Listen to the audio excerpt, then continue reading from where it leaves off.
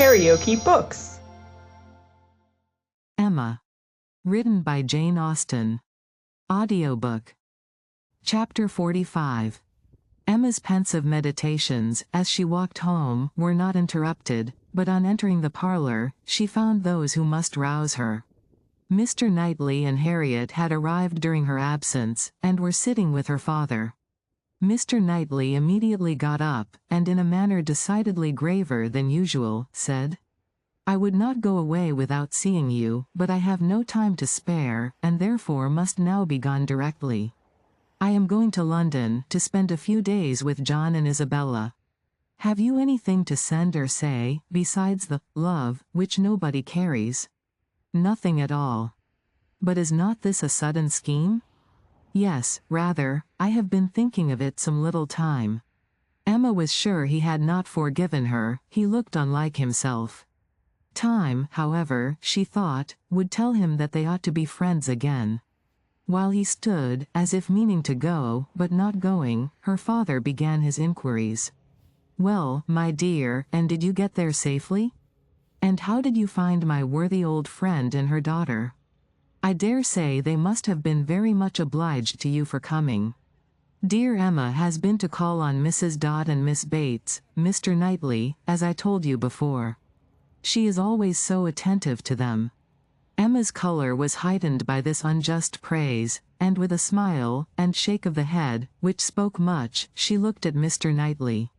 It seemed as if there were an instantaneous impression in her favor, as if his eyes received the truth from hers, and all that had passed of good in her feelings were at once caught and honored. He looked at her with a glow of regard. She was warmly gratified, and in another moment still more so, by a little movement of more than common friendliness on his part. He took her hand. Whether she had not herself made the first motion, she could not say. She might, perhaps, have rather offered it, but he took her hand, pressed it, and certainly was on the point of carrying it to his lips, when, from some fancy or other, he suddenly let it go. Why he should feel such a scruple, why he should change his mind when it was all but done, she could not perceive. He would have judged better, she thought, if he had not stopped. The intention, however, was indubitable, and whether it was that his manners had in general so little gallantry, or however else it happened, but she thought nothing became him more. It was with him, of so simple, yet so dignified a nature. She could not but recall the attempt with great satisfaction. It spoke such perfect amity. He left them immediately afterwards, gone in a moment. He always moved with the alertness of a mind which could neither be undecided nor dilatory, but now he seemed more sudden than usual in his disappearance. Emma could not regret her having gone to Miss Bates, but she wished she had left her 10 minutes earlier. It would have been a great pleasure to talk over Jane Fairfax's situation with Mr. Knightley. Neither would she regret that he should be going to Brunswick Square, for she knew how much his visit would be enjoyed, but it might have happened at a better time, and to have had longer notice of it would have been pleasanter. They parted thorough friends, however. She could not be deceived as to the meaning of his countenance, and his unfinished gallantry. It was all done to assure her that she had fully recovered his good opinion. He had been sitting with them half an hour, she found. It was a pity that she had not come back earlier. In the hope of diverting her father's thoughts from the disagreeableness of Mr. Knightley's going to London, and going so suddenly, and going on horseback, which she knew would be all very bad, Emma communicated her news of Jane Fairfax, and her dependence on the effect was justified. It supplied a very useful check, interested, without disturbing him. He had long made up his mind to Jane Fairfax's going out as governess, and could talk of it cheerfully, but Mr. Knightley's going to London had been an unexpected blow. "I am very glad, indeed, my dear, to hear she is to be so comfortably settled. Mrs. Elton is very good-natured and agreeable, and I dare say her acquaintance are just what they ought to be. I hope it is a dry situation, and that her health will be taken good care of. It ought to be a first object, as I am sure poor Miss Taylor's always was with me. You know, my dear, she is going to be to this new lady what Miss Taylor was to us." and I hope she will be better off in one respect, and not be induced to go away after it has been her home so long. The following day brought news from Richmond to throw everything else into the background. An express arrived at Randalls to announce the death of Mrs. Churchill. Though her nephew had had no particular reason to hasten back on her account, she had not lived above 36 hours after his return. A sudden seizure of a different nature from anything foreboded by her general state had carried her off after a short struggle. The great Mrs. Churchill was no more.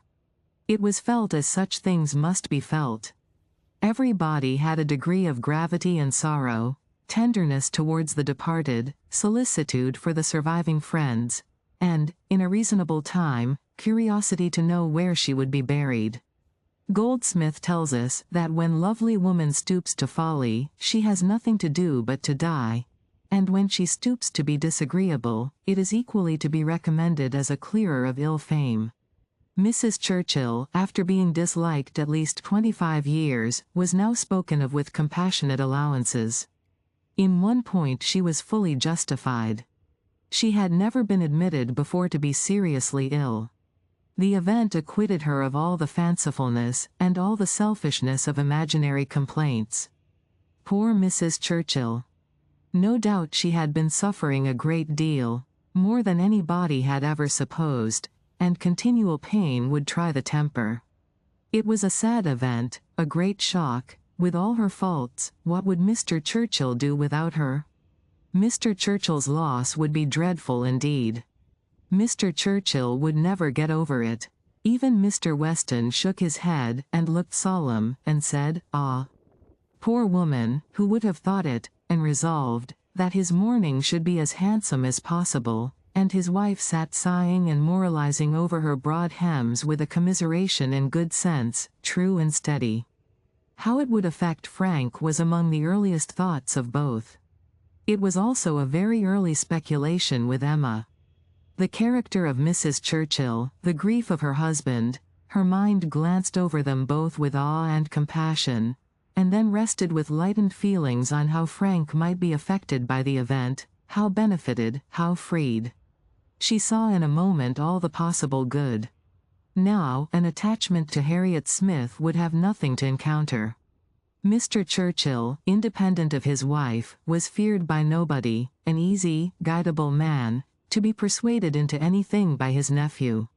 All that remained to be wished was, that the nephew should form the attachment, as, with all her good will in the cause, Emma could feel no certainty of its being already formed.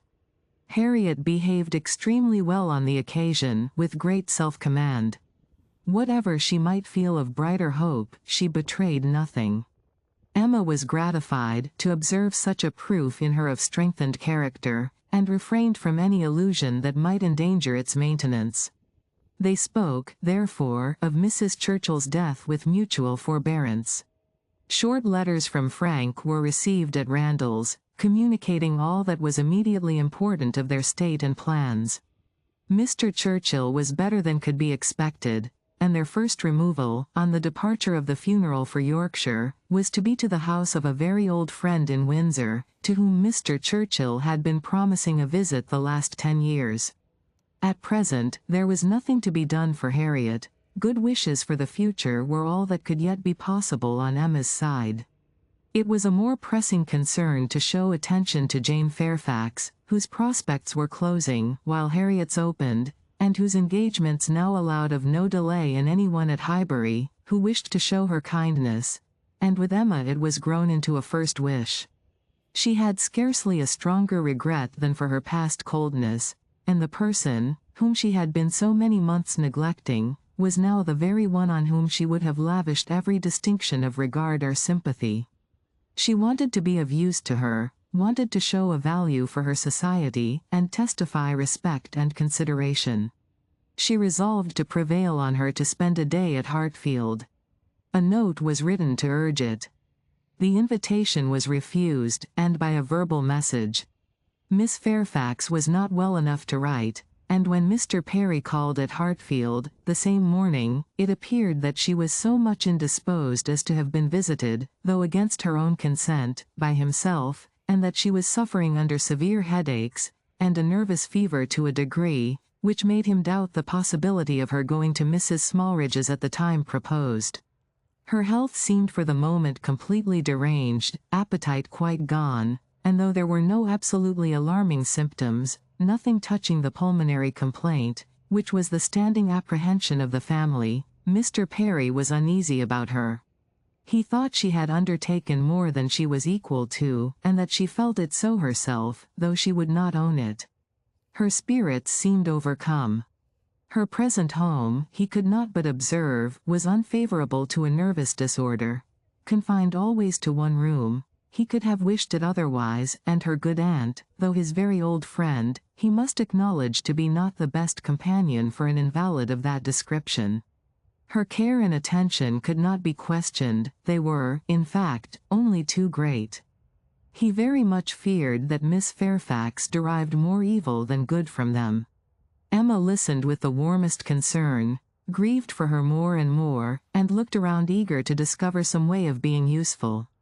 To take her, be it only an hour or two, from her aunt, to give her change of air and scene, and quiet rational conversation, even for an hour or two, might do her good, and the following morning she wrote again to say, in the most feeling language she could command, that she would call for her in the carriage at any hour that Jane would name, mentioning that she had Mr. Perry's decided opinion, in favor of such exercise for his patient. The answer was only in this short note. Miss Fairfax's compliments and thanks, but is quite unequal to any exercise. Emma felt that her own note had deserved something better, but it was impossible to quarrel with words, whose tremulous inequality showed indisposition so plainly, and she thought only of how she might best counteract this unwillingness to be seen or assisted. In spite of the answer, therefore, she ordered the carriage, and drove to Mrs. Bates's, in the hope that Jane would be induced to join her. But it would not do. Miss Bates came to the carriage door, all gratitude, and agreeing with her most earnestly in thinking an airing might be of the greatest service, and everything that message could do was tried, but all in vain. Miss Bates was obliged to return without success. Jane was quite unpersuadable. The mere proposal of going out seemed to make her worse.